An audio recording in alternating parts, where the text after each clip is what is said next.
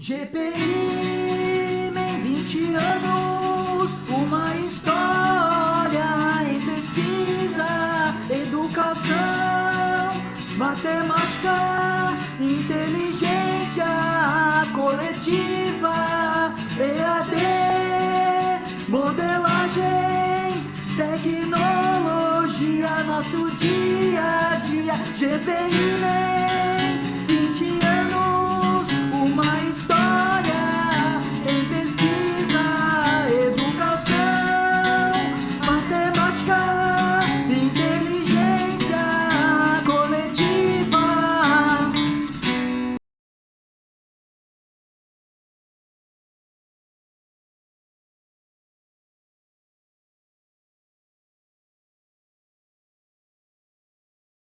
Dando continuidade aqui às nossas atividades da conferência GPI em 20 anos, nós chamamos agora à frente aqui os professores Henrique Lazari,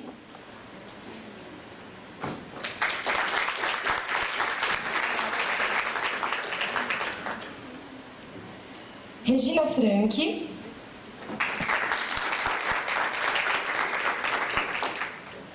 Roger Miarca e Rosana Misculin. É à vontade.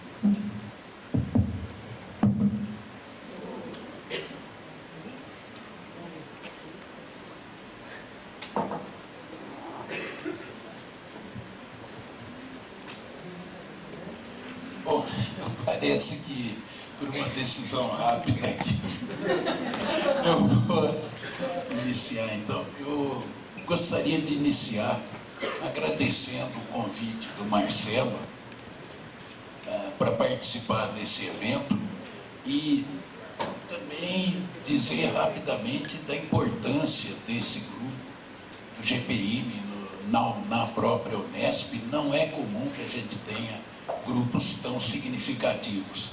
Então eu cumprimento todo o pessoal do GPI na figura do Marcelo sobre, vamos dizer, esse feito que é ter esses 20 anos desse grupo ativo. Bom, fazer então alguns pequenos comentários sobre os trabalhos.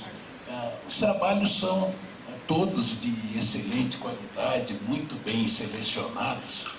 Então, eu acho que o que me resta aqui é fazer algumas observações pessoais sobre o que eu vi, algumas coisas que eu vi pessoalmente, conversei, e algumas coisas que eu olhei também na internet, nos resumos.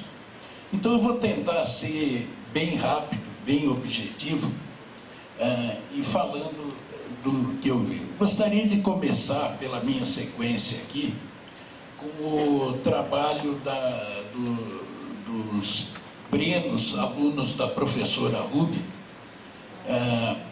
e que eu achei muito interessante o fato de ter alunos de engenharia se dedicando a esse tipo de trabalho. Eu acho que às vezes a gente esquece que matemática vai para engenharia, vai para economia, vai para outras áreas. Então, foi uma coisa muito interessante. Eu fiquei muito feliz de ver, até pela minha formação, ter contato com esses alunos de engenharia. Achei muito legal, cheguei a conversar com eles e acho que isso deve ser incentivado. Quanto mais pessoas de outras áreas se inserirem nesse tipo de pesquisa, mais progresso a gente vai ter para a matemática. Aí tinha um outro trabalho da Ana Paula, que eu acabei até esquecendo de avisar ela que eu estava vendo o trabalho oficialmente, né? De qualquer modo, a gente já conversou, já se entendeu. Um trabalho muito bonito, muito interessante, e que eu também gostei muito do fato de ter se destacado a técnica de produção dos trabalhos, sobre o uso da voz, o uso da imagem, esse tipo de coisa que normalmente é esquecido e que na hora de se trabalhar faz uma diferença muito grande. E a diferença, às vezes, entre algo bem sucedido e mal sucedido. Então, meus parabéns, eu achei muito interessante essa ênfase.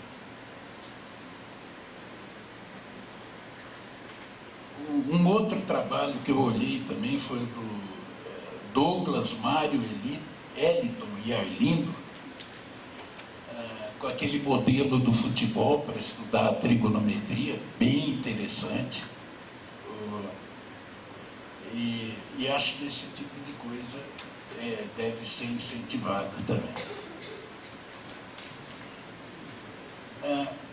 O trabalho da Débora Soares, ontem eu não pude ver, então eu peguei pelo resumo e achei bem interessante. Eu pude olhar algumas outras coisas. Eu gostaria de destacar o seguinte, que esse trabalho é dirigido a alunos que têm uma formação mais avançada. Quer dizer, se imagina que o público disso já seja alguém com alguma formação de cálculo, de álgebra linear, coisa assim, e que de novo vem no espírito daquilo que eu falei. Eu acho que essas pessoas, vamos dizer, eles merecem também a atenção. Eu fico muito contente de ver que isso está sendo levado em conta.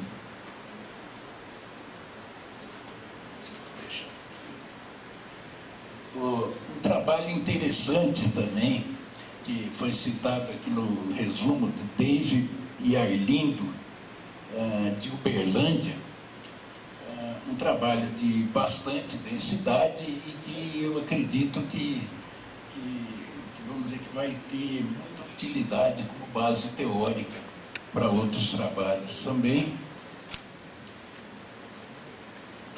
E, finalmente, eu estou tentando ser bastante rápido, até para deixar o tempo para os meus colegas, né?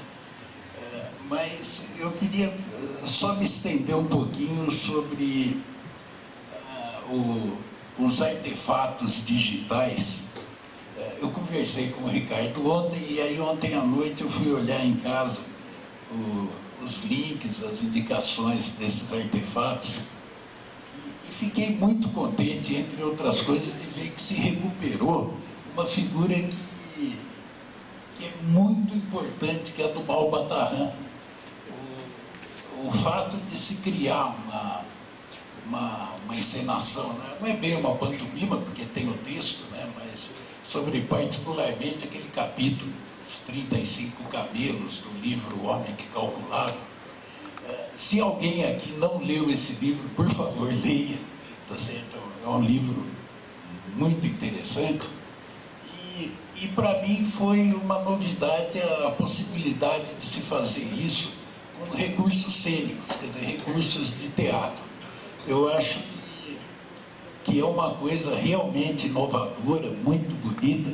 Eu não vi todas as performances, mas as que eu vi, eu acho que abrem grandes possibilidades. Eu, pessoalmente, não me sinto capaz de organizar um trabalho desse tipo, mas gostei muito, gostaria de ver mais. Eu acho que é um excelente caminho onde a gente une toda a tecnologia atual com o teatro, enfim, com a coisa mais tradicional que tem em forma de expressão das pessoas. Bom, até por ser alguém vindo de outra área, quer dizer, era de se esperar que, vamos dizer, eu poderia fazer uma apreciação, mas talvez não uma colaboração significativa nos trabalhos, Mas, de qualquer modo, quero de novo agradecer a oportunidade do crescimento e deixar meus cumprimentos aqui ao grupo. Eu acho que esse grupo já é parte da história da Unesp. Tá? Muito obrigado.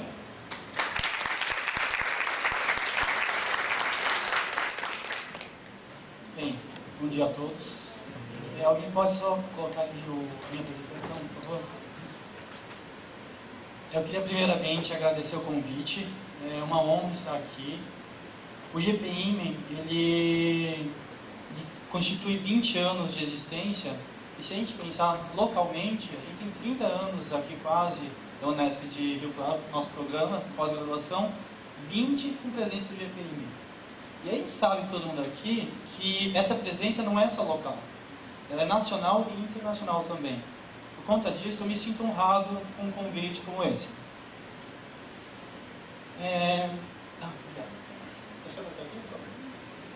Bem, eu fiz uma pequena apresentação aqui.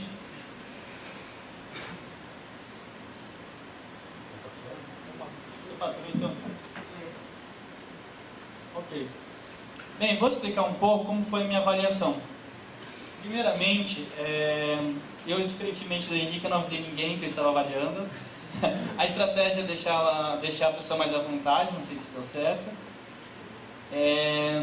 Eu aqui, na minha apresentação, eu não vou nem de longe tentar esgotar esses trabalhos. Os trabalhos em si, eles são sólidos, eles envolvem pensar, desdobrar-se, refletir. E não é em 15 minutos ou 20 minutos de conversa que a gente consegue as aproximações que nós gostaríamos. O que eu vou fazer aqui é trazer alguns destaques, e de modo nenhum um esgotamento.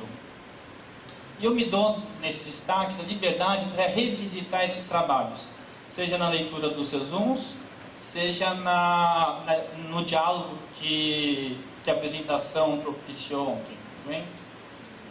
Bem, de um modo geral, eu gosto de conversar, então eu queria ter visto mais trabalhos, mas eu apenas tive contato mais próximo com 6 trabalhos.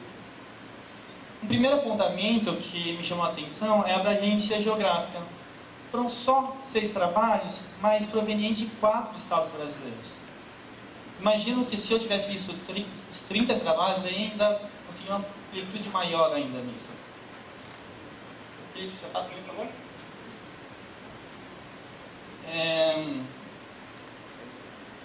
Outro ponto que me chamou a atenção é também a diversidade de formação dos trabalhos. Lá nós tínhamos 3 mestrandos e 3 graduandos. O que isso pode me revelar? É um indício de que, os alunos estão se inserindo na pesquisa já mais cedo. E isso é muito importante. Os alunos hoje da graduação que estão se inserindo na pesquisa são os pesquisadores que vão estar na academia amanhã. E eles já estão se envolvendo com discussões que nem sempre, pelo menos na minha época de graduação, eram tão simples de a gente ser inserido. Outro ponto também, ainda trazendo a ideia de diversidade, eu acho que o Henrique já comentou um pouco, de 6 trabalhos eu percebi 3 áreas diferentes dialogando. A matemática, a pedagogia e a engenharia. E o que isso pode me revelar? Que a gente traz para a educação matemática estudos que lidam com diferentes perspectivas, que não aquelas presentes somente no discurso matemático.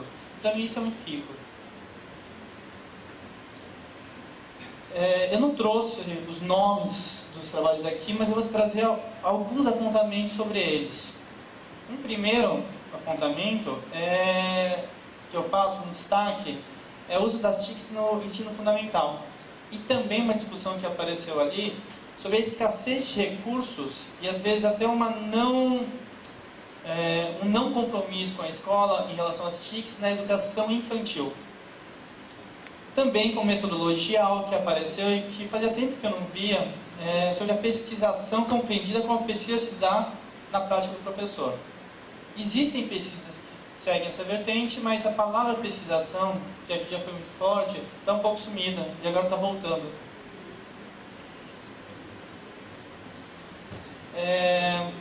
Eu também vi um trabalho muito interessante que fala sobre robótica educacional. O trabalho em si é interessante, mas alguns aspectos eu gostaria de destacar. O primeiro é a captação de recursos para o projeto. não só em termos de bolsa para o pesquisador, mas captação de recursos que vão investir no projeto e vão deixar alguma coisa para a escola depois.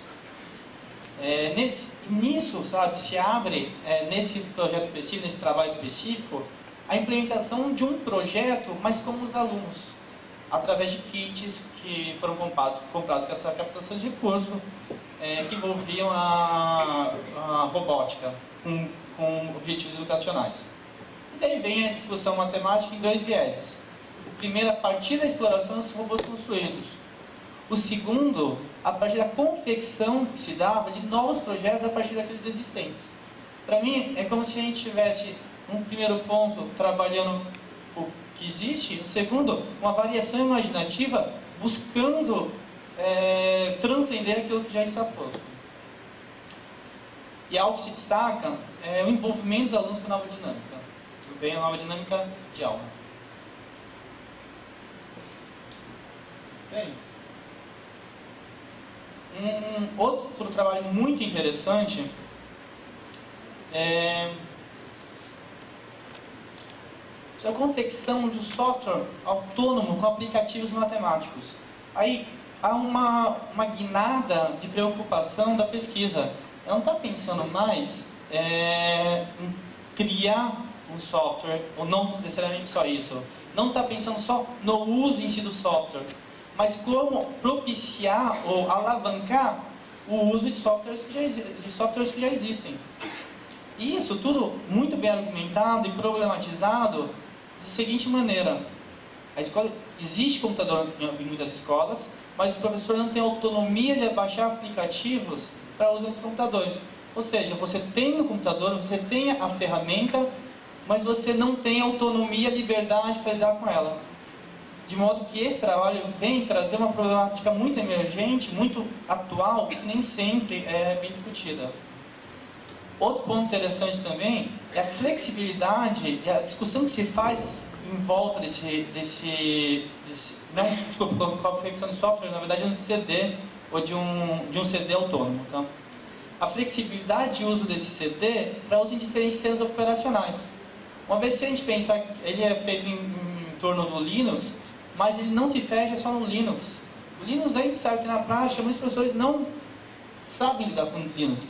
Esse trabalho aqui, ele vem trazer a possibilidade de um professor se inserir nesse sistema, mas não se fecha nesse sistema. Isso é muito interessante.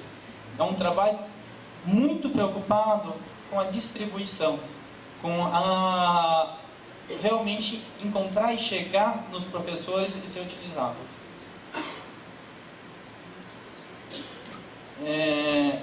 Percebi também, isso já é, acho que uma tendência que vem se mostrando forte, o uso do GeoGebra e o seu potencial, o potencial de uso do GeoGebra. Dos 6, eu vi 2 trabalhos.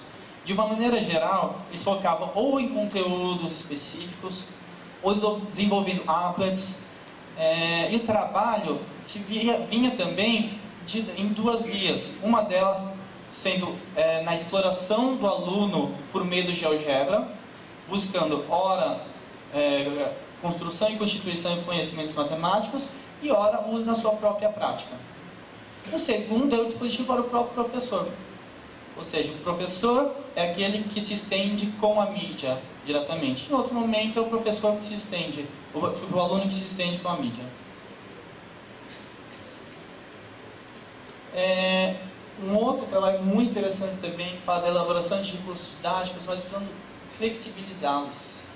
Como? Trabalhando com o mesmo objetivo didático, mas com diferentes mídias. Por quê? Problematizado a partir da possibilidade de inclusão em diferentes situações. Seja porque há numa sala de aula alunos com deficiência visual, seja porque há escassez de recursos da escola. Enfim, é um trabalho que lidou com com diferentes preocupações. É um trabalho que busca a sua aplicabilidade em loco.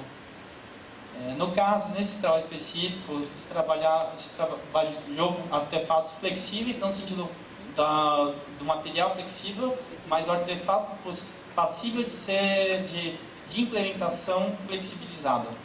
No caso, as autoras, as pesquisadoras trouxeram mídias digitais materializadas. Há uma preocupação constante com a inclusão, com o custo do material, e mais que isso, como ele poderia ser explorado.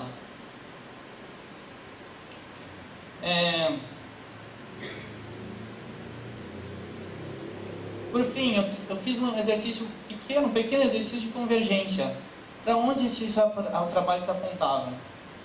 Uma primeira convergência, assim, foram poucos trabalhos, mas é mais um exercício de desdobramento do pensamento. Primeiro, eu digo que, de uma maneira geral, já era esperado que se trabalhasse com recursos e mídias. Só que eles aparecem em 3 vertentes diferentes.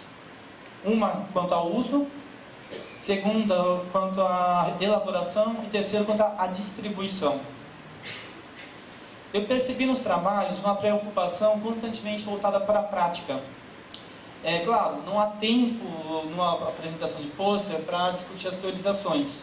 Mas eu não sei se as teorizações, a gente vê o acesso ao trabalho completo, mas a sugestão que eu dou é que, se não há, que se abra para teorizações em torno. Por quê? A teorização não como produção de conhecimento em si, mas como possibilidade de abrir para outras produções. Percebi que nesses trabalhos a discussão estava centrada mais fortemente na mídia ou no aluno, não tanto na formação dos professores. Claro, é um número muito pequeno de trabalhos para dizer que isso é uma tendência, mas nesses trabalhos se apresentou como tal. E por fim, eu trouxe essa ideia do sendo. Esses trabalhos me remeteram muito a uma ideia do sendo que fica entre 2 grandes forças. Entre um passado histórico, que é aquilo que já vem sendo constituído, ou já constituído com as mídias, e um horizonte de possibilidades. O que é que se pode fazer com essas mídias? E esses trabalhos vêm como que puxados por ambas essas forças, e de alguma maneira a produção se dando ali. E eu digo que isso me mostra um pouco do próprio GPIME. Se vocês verem esse grupo, ele está há 20 anos, e ele tem esse passado histórico com todos esses pesquisadores que estão ali, que têm uma experiência de pesquisa em sala de aula, e tem esses novos pesquisadores que estão sendo inseridos no grupo e estão pesquisando. E a produção fica no meio dessas 2 forças também. É uma produção que não se fecha no passado, mas também não deixa de olhar para o passado. Não se fecha no futuro, mas não deixa de olhar para o futuro. Eu termino a minha apresentação com algumas fotos que, desculpa, eu não pedi autorização para utilizá-las, mas aqui as fotos dos trabalhos que eu analisei. Muito obrigado.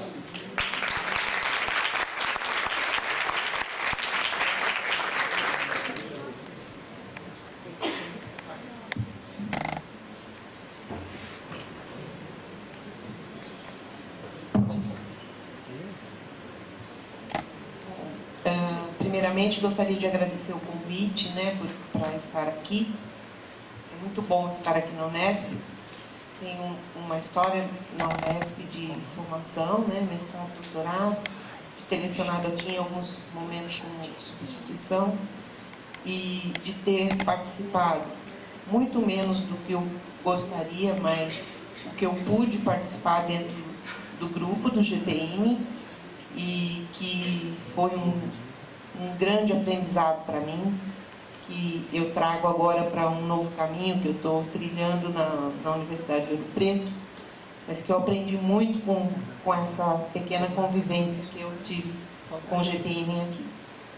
Bom, a tarefa que nos foi dada não foi bem de avaliar, Eu acho que não foi, eu não entendi assim, que eu estaria avaliando. Nós estamos numa mesa aqui para discutir sobre essa amostra, Então, eu fiquei pensando de falar sobre o que eu vi nessa amostra. E eu vi uma grande diversidade de interesses, preocupações e boas ideias no que diz respeito à educação matemática, de um modo bastante amplo. E nós tivemos um espaço de 1h30, 2 horas destinado para conhecer todos esses trabalhos, conversando com os autores sobre suas ideias, sobre a forma como aqueles trabalhos foram desenvolvidos, sobre o envolvimento de cada um. E é claro que esse espaço era pequeno, acabou sendo muito pequeno para todos os trabalhos.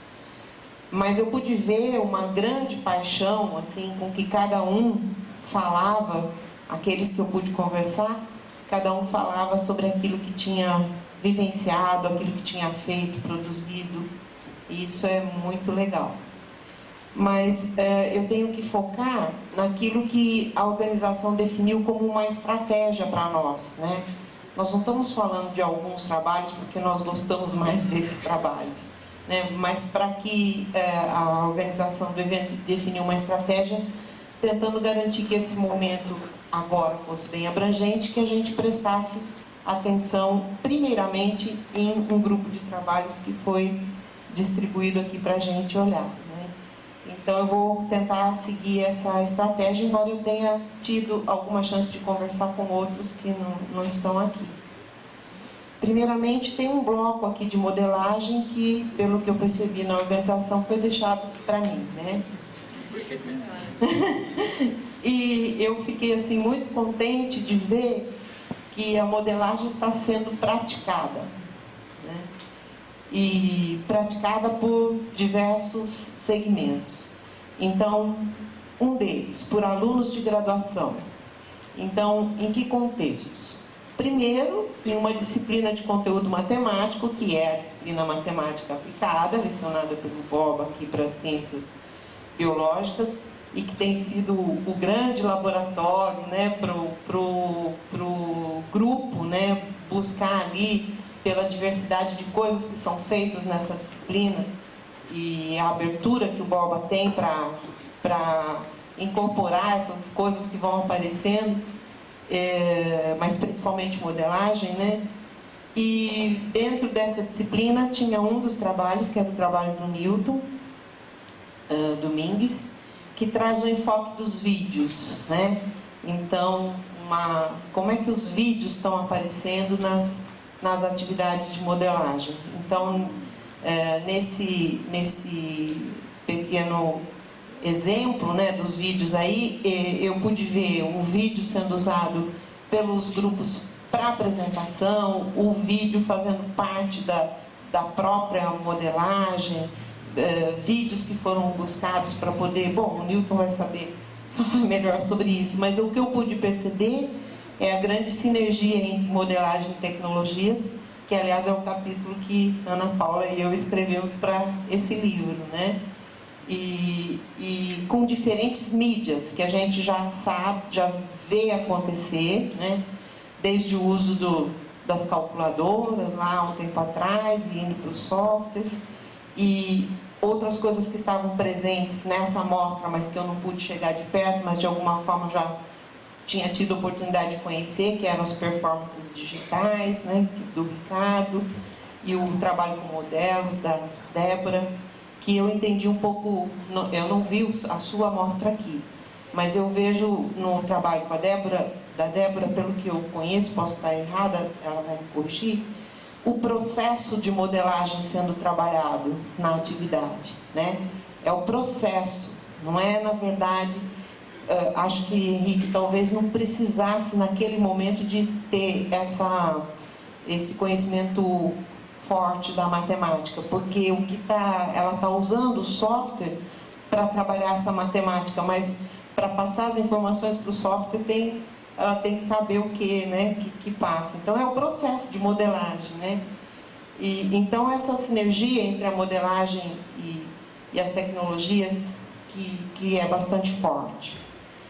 Outra coisa que eu percebi, que eu vi, né, ainda na graduação, a modelagem sendo praticada em disciplinas de licenciatura. E aí tem uma disciplina que agora eu não me recordo o nome, que é do pessoal lá de Uberlândia. Como é que é mesmo? Ensino de matemáticas através de problemas. Onde eles buscam, pelo que eu pude perceber, trazer o enfoque da educação matemática crítica, do Scoville-Mosse, e trazer situações que eles chamaram de mundo real para a sala de aula. Aí o mundo real é essa história que a gente já anda conversando. Mas, enfim, trazer essas situações para a sala de aula. Então, tive a oportunidade de conversar com o Gustavo, bem empolgado com uma ideia que eles tiveram de trabalhar um projeto sobre a tarifa de transporte público. Então eles passaram a disciplina pensando em coisas interessantes desse mundo real que poderia ser trazido para a sala de aula, envolvendo esse olhar da educação matemática crítica, né?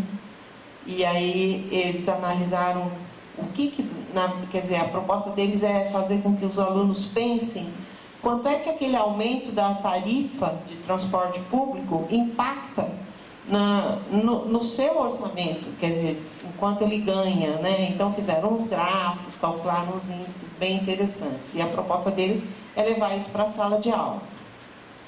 E o trabalho da Ana Carolina Vieira, que colocou uma maneira justa, e estou enfatizando esse justa, de dividir as compras de alimentação em uma república.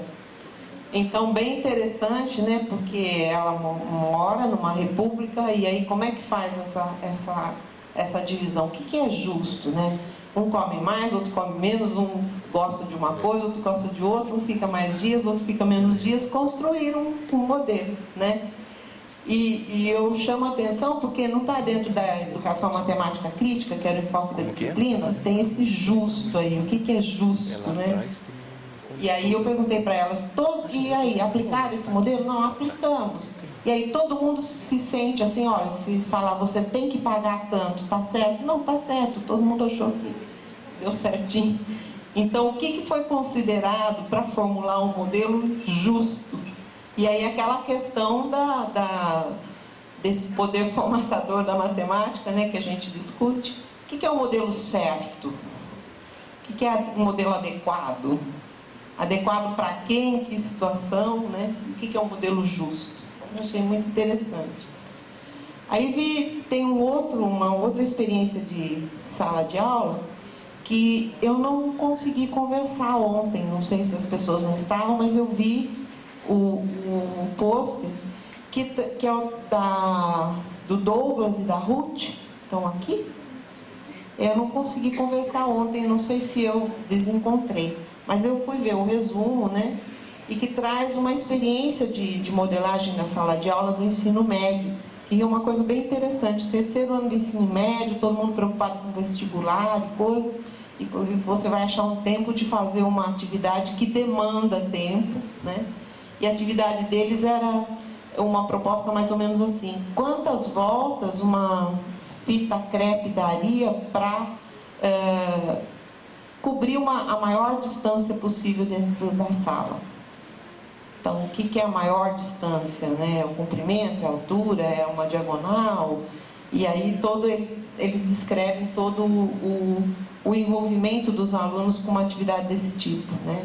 É um problema proposto, mas é aberto para, né, várias formulações aí.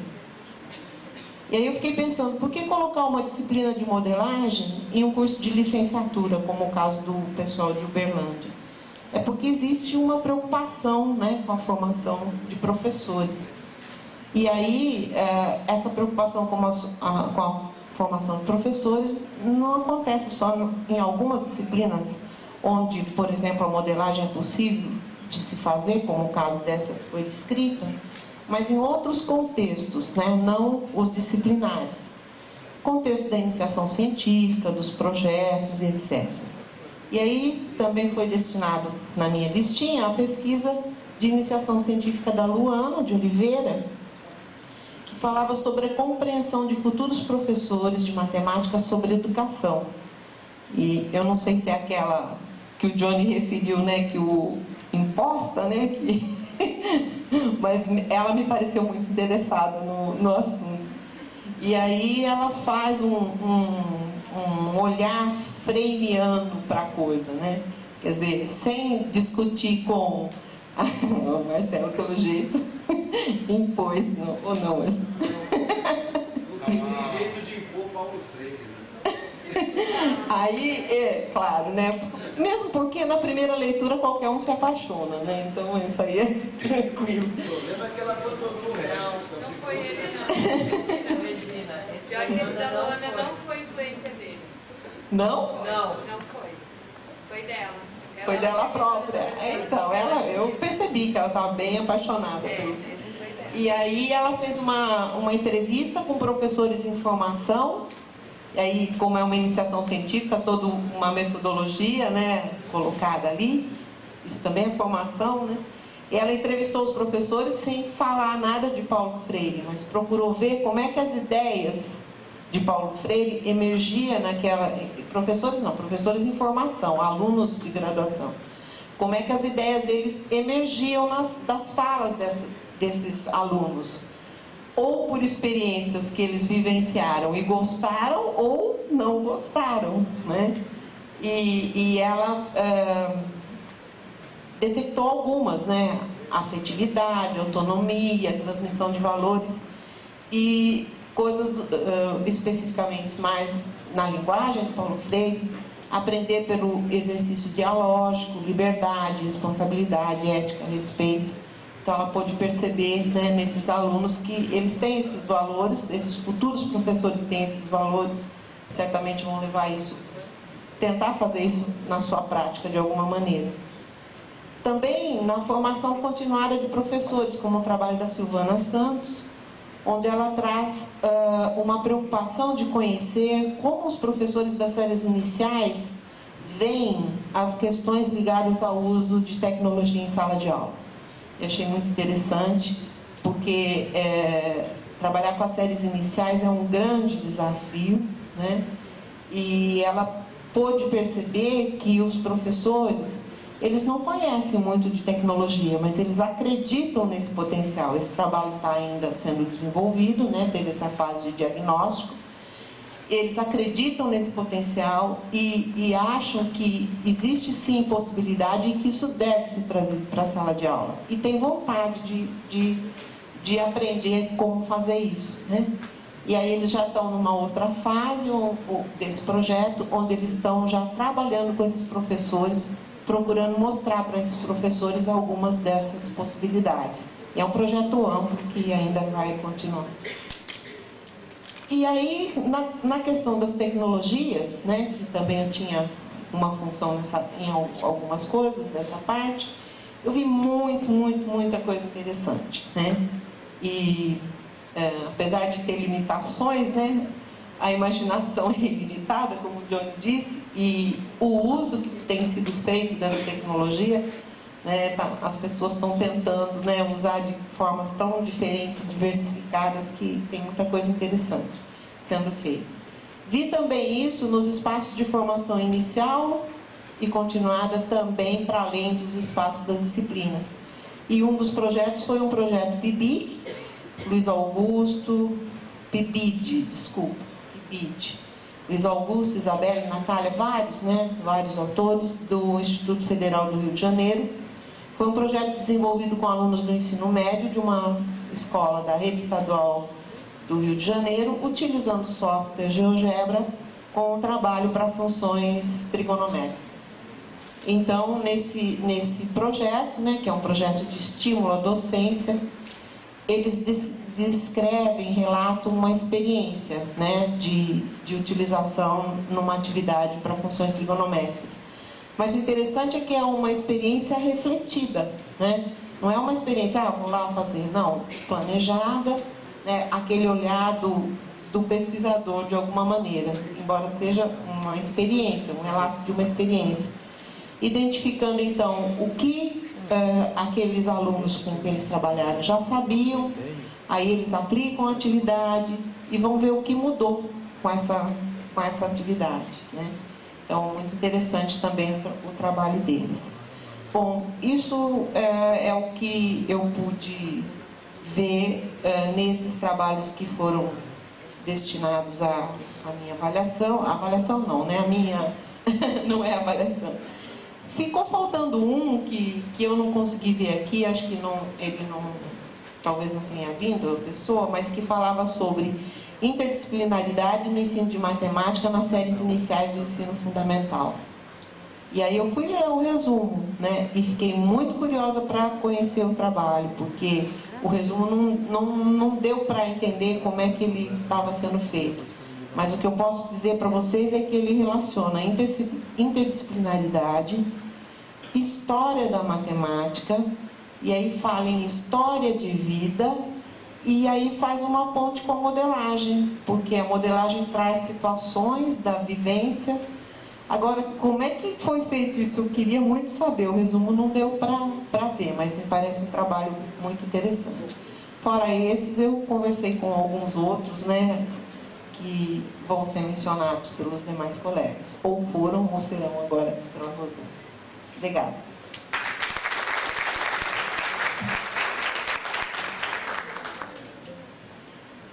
Primeiramente, gostaria de agradecer o convite para comentar os trabalhos. Me foram passados 7 trabalhos, alguns também de modelagem, na verdade 1, né? 2 na verdade, de modelagem. Trabalhos que foram realizados, né, com pessoas do grupo, professores universitários, professores aqui do programa da pós-graduação em Educação Matemática e alunos de mestrado e doutorado. Eu não tenho nenhum aluno aqui de iniciação científica.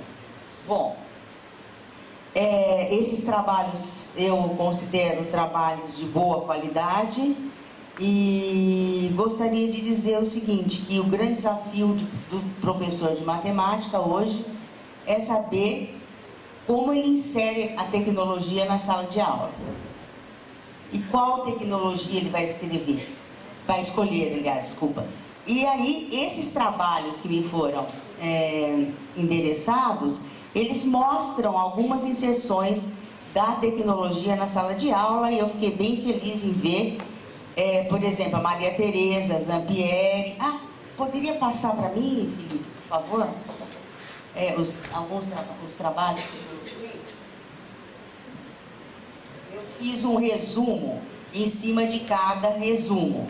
No primeiro momento me foi endereçado só o título e os autores. Depois alguns resumos. Então, começando do primeiro, né? Vamos começar do primeiro. O primeiro é Maria Tereza e a Sueli, professora aqui do programa de pós-graduação da Unesp de Rio Claro, e é professora lá de Bauru. Ela traz um trabalho de diálogo e modelagem recíproca, possibilidades para o ensino de conteúdo de estatística à distância. Ela enfoca o ensino de conceitos estatísticos, medidas de dispersão por duplas de alunos fisicamente distantes entre si. É um trabalho muito interessante pelo resumo, né? Eu não tive acesso ao trabalho original. Trabalha com concepções teóricas como do OLI, trabalha com o Google Docs, que eu achei muito interessante essa ferramenta de compartilhar ideias e conceitos sobre a tecnologia no ensino, nos processos de ensinar e aprender matemática. O segundo, por favor. O segundo trabalho chama-se Olhares sobre a Videoaula, da Thaís Barbariz e a Débora, Universidade Federal de Juiz de Fora. E eu fiquei pensando, puxa vida, com tanta... E tem um trabalho aqui que fala sobre a utilização de applets na sala de aula, a utilização de um celular.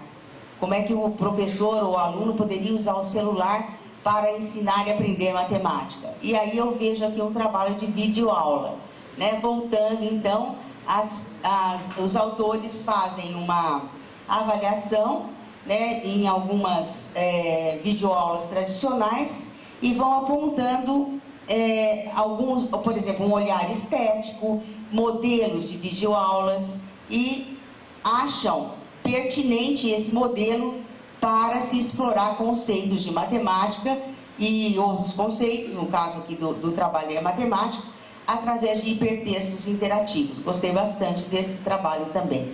Gostaria de ter acesso ao trabalho completo.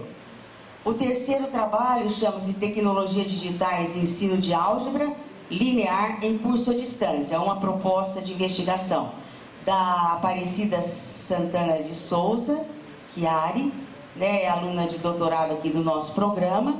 É um trabalho muito interessante, eu não sei se relaciona ao trabalho de doutorado dela, ele está aí. É o trabalho de doutorado ou não? Esse. É muito interessante. Parabéns, né? Eu soube que acaba de receber bolsa da FAPESP. É um trabalho muito interessante que vai trabalhar com conceitos de álgebra linear no curso de educação à distância. Aqui eu não sei se esse AVA que está escrito sim, mas ele é o AVA mesmo, ou ele é mudo, ou ele é Teleduc? É o AVA mesmo? Depende da instituição. Você vai trabalhar com qual? Depende do que a instituição vai utilizar. Ah, sim, então tudo bem. Então ela fala sobre uma proposta de investigação. Não fica claro para mim qual vai ser o enfoque do trabalho. Se vai ser mais epistemológico ou mais didático-pedagógico. Né? Então fala o seguinte: o objetivo é analisar o uso ou o não uso da tecnologia digital em processo de produção de conhecimento de conceitos de álgebra linear. Só pelo resumo eu posso deduzir que é mais como é que o aluno vai aprender conceitos relacionados à álgebra linear nessa interação online. Mas a gente pode discutir esse trabalho depois com você. Tá? Um outro trabalho, recursos do GeoGebra para a construção de padrões fractais, da mestranda Rejane Faria e do professor Dr. Marcos Maltempo. Achei muito interessante o uso do GeoGebra, né? Me lembrou bem o trabalho de um aluno também do Rômulo de pós-graduação, quando ele trabalha conceitos matemáticos GeoGebra, e eles exploram alguns conceitos tais como, né, padrões fractais, árvore pitagórica, triângulo de Sierpinski, né, curva de Koch, tetracírculo, entre outros. É um trabalho interessante porque o GeoGebra é um software de domínio público, né, é um software muito usado aqui na Unesp de Rio Claro, onde a gente tem alunos de mestrado, doutorado e de graduação também trabalhando com esse software, inclusive alguns professores que tentam implementar na sala de aula da licenciatura em matemática, né, Henrique? O GeoGebra. O outro trabalho é um uso de tablets na sala de aula. Eu gostei bastante e fala sobre uma medida política do secretário da Educação, do Mercadante, em que ele vai comprar, né, tecnologia móvel para implementar nas escolas. Esse trabalho é do Tiago Giorgetti Quinelato, do Newton Silveira Domingues e do Felipe. Né, o Felipe que está aí.